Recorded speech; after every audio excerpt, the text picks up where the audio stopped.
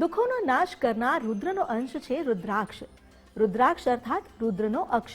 શિવજીનું એક અશ્રુબુંદ પૃથ્વી પર પડ્યું અને રુદ્રાક્ષની ઉત્પત્તિ થઈ તેવું માનવામાં આવે છે. શિવજીના પ્રિય અલંકારમાં સામેલ એવા રુદ્રાક્ષને ધારણ કરવાથી માનવ જીવનની દરેક તકલીફો દૂર થાય છે. શાસ્ત્રોમાં રુદ્રાક્ષને દિવ્ય ઉર્જાનો સ્ત્રોત ગણાવ્યો છે, પણ દિવ્ય શક્તિની સાથે તેનામાં ઔષધીય ગુણ પણ છે. આવો શિવજીને પ્રસન્ન કરવાના શ્રેષ્ઠ માધ્યમ એવા રુદ્રાક્ષ વિશે જાણીએ એસ્ટ્રોલોજર મોનાલી સોની પાસેથી.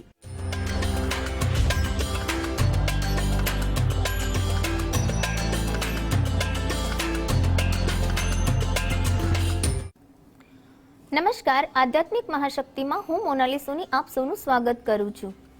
આજનો જે આપણો વિષય છે તે છે રુદ્રાક્ષ વિશે. રુદ્રાક્ષ એટલે કે રુદ્ર એટલે સાક્ષાત શિવ શંભુ અને અક્ષ એટલે અશ્રુ. પાર્વતી માતાના સ્નેહ અને અપાર પ્રેમ દ્વારા જે શિવજીના આંખોમાંથી આંસુ ટપકે છે અને તેને રુદ્રાક્ષનું રૂપ ધારણ કરવામાં આવે છે.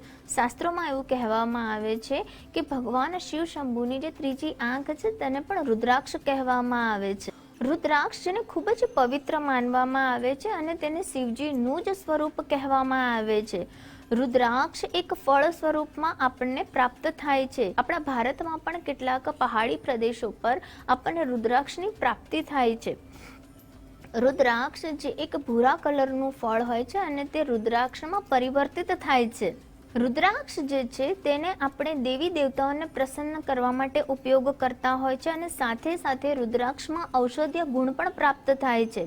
રુદ્રાક્ષ એક મુખીથી લઈને 21 મુખીના જોવા મળતા હોય છે અને દરેક રુદ્રાક્ષનું અલગ જ મહત્વ છે.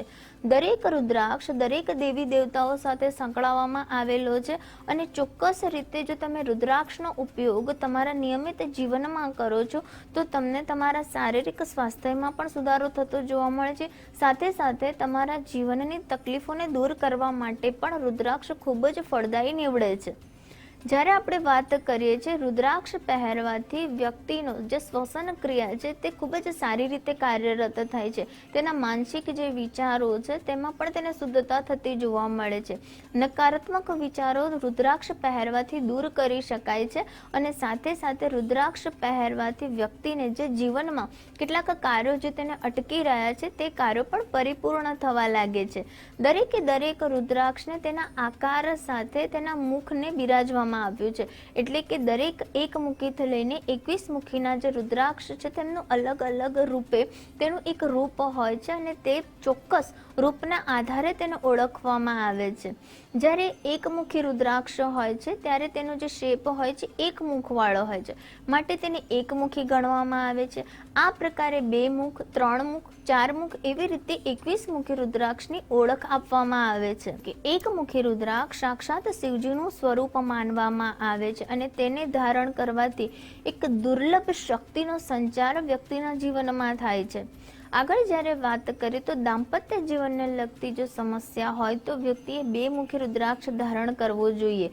2 મુખી રુદ્રાક્ષ ધારણ કરવાથી તેને પ્રેમમાં વધારો થતો જોવા મળે છે, કારણ કે આ જે 2 મુખી રુદ્રાક્ષ છે તેને શિવ અને શક્તિનું રૂપ આપવામાં આવ્યું છે. માટે દાંપત્ય જીવન અથવા તો પ્રેમ સંબંધિત જો કોઈ પણ અડચણો વ્યક્તિને જીવનમાં આવતી હોય તો 2 મુખી રુદ્રાક્ષને ધારણ કરવાથી શિવ અને શક્તિના આશીર્વાદ વ્યક્તિને પ્રાપ્ત થાય છે. જ્યારે આપણે 3 મુખી રુદ્રાક્ષની વાત કરીએ છીએ તો તે અગ્નિ તત્વ સાથે સંકળાયેલો રુદ્રાક્ષ છે, જે વ્યક્તિના તેજને વધારે છે, વ્યક્તિની અગ્નિને વધારે છે.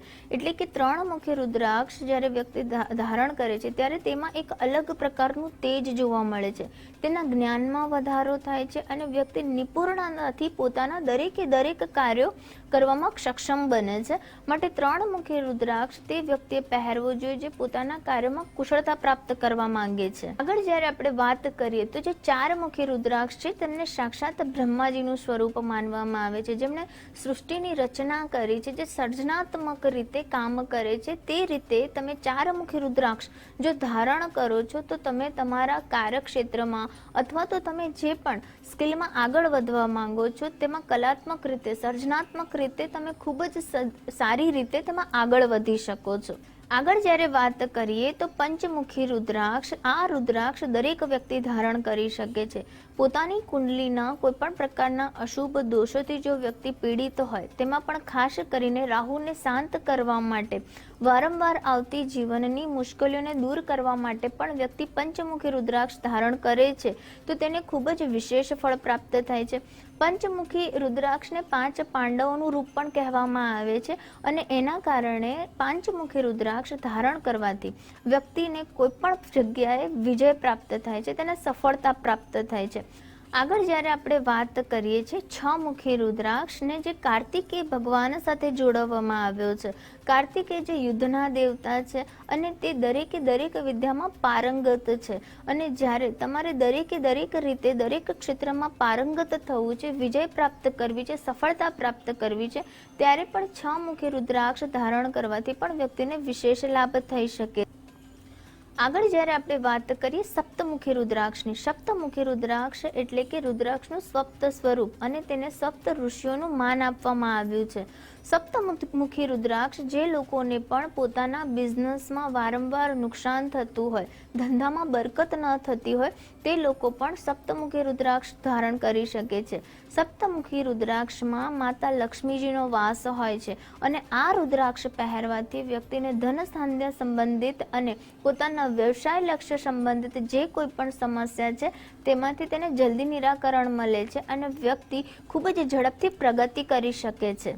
જ્યારે કોઈ પણ વ્યક્તિએ દેવી શક્તિ પ્રાપ્ત કરવી હોય છે ત્યારે માતાના વિશેષ આશીર્વાદ પ્રાપ્ત કરવા માટે 9 મુખી રુદ્રાક્ષ ધારણ કરવું જોઈએ, કારણ કે જે આપણા ગ્રહ છે તેની સંખ્યા 9 છે અને માતા દુર્ગા 9 સ્વરૂપમાં વ્યક્તિને આશીર્વાદ પ્રાપ્ત કરાવે છે.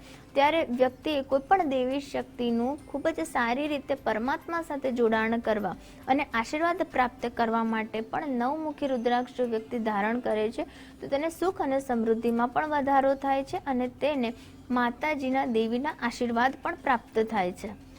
રુદ્રાક્ષ એ કુદરત દ્વારા આપવામાં આવેલું તે વરદાન છે જેમાં વ્યક્તિ પોતાના અર્થ, ધર્મ, કામ અને મોક્ષની પ્રાપ્તિ કરી શકે છે. કહેવાય છે કે રુદ્રાક્ષમાં સ્વયંભૂ શિવ વસે છે, માટે રુદ્રાક્ષ ધારણ કરવાથી સાક્ષાત શિવજી તે વ્યક્તિની રક્ષા કરે છે અને તેના દરેક કાર્યમાં કુશળતા અને સફળતા પ્રાપ્ત કરાવે છે. રુદ્રાક્ષ તમે તમારા કલ્યાણ માટે ધારણ કરવામાં આવે છે ત્યારે કેટલાક નિયમોનું તમારે ચોક્કસથી તેનું અનુસરવા જોઈએ. રુદ્રાક્ષ ધારણ કર્યા બાદ તમારે માંસ મદિરાનું સેવન ન કરવું જોઈએ, કોઈ પણ વ્યક્તિને હેરાન ન કરવો, જુઠ્ઠું બોલવું કે કપટ ન કરવું જોઈએ, કોઈ પણ વ્યક્તિ પ્રત્યે ઈર્ષા ન રાખવી જોઈએ. તમારામાં શુદ્ધ અને સાત્વિક વિચારો પ્રેરાય તે માટે તમે રુદ્રાક્ષ ધારણ કરો છો તો ચોક્કસથી તમને ફાયદો થાય છે. આગળ જ્યારે વાત કરીએ છીએ તો તમારે રુદ્રાક્ષની પવિત્રતાનું ખૂબ જ ધ્યાન રાખવું જોઈએ, કારણ કે સ્વયંભૂ શિવ તેમાં વસે છે, માટે તમારે કોઈ પણ એવી ખરાબ જગ્યા ઉપર રુદ્રાક્ષને નીકાળીને મૂકી ન દેવો જોઈએ. રુદ્રાક્ષને તમારે ગંગા જળથી ડૂબોળી અને ત્યારબાદ સ્વયંભૂ શિવનો ઓમ નમઃ શિવાય મંત્રનો 108 વાર જાપ કર્યા બાદ ધારણ કરો છો. સાક્ષાત શિવજીની કૃપા તમને મળે છે.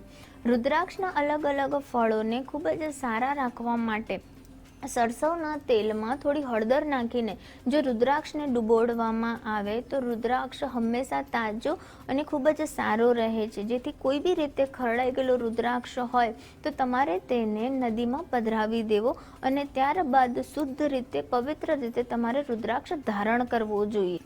રુદ્રાક્ષની જ્યારે વાત કરવામાં આવે છે ત્યારે 2 મુખી રુદ્રાક્ષ જે શિવ શક્તિનું રૂપ છે અને જે પંચમુખી રુદ્રાક્ષ છે તે દરેક વ્યક્તિ ધારણ કરી શકે છે. બાકીના જે અલગ પ્રકારના જે રુદ્રાક્ષો છે તેના ચોક્કસ નીતિ અને નિયમો દ્વારા જ તેને ધારણ કરી શકાય છે, તે વાતનું પણ ચોક્કસ ધ્યાન રાખવું જોઈએ. તમે પણ રુદ્રાક્ષના મહત્વને સમજશો અને તેના ઉપાયને અનુસરીને તમે બી લાભ પ્રાપ્ત કરશો. તે સાથે હું રજા લઉં છું. નમસ્કાર.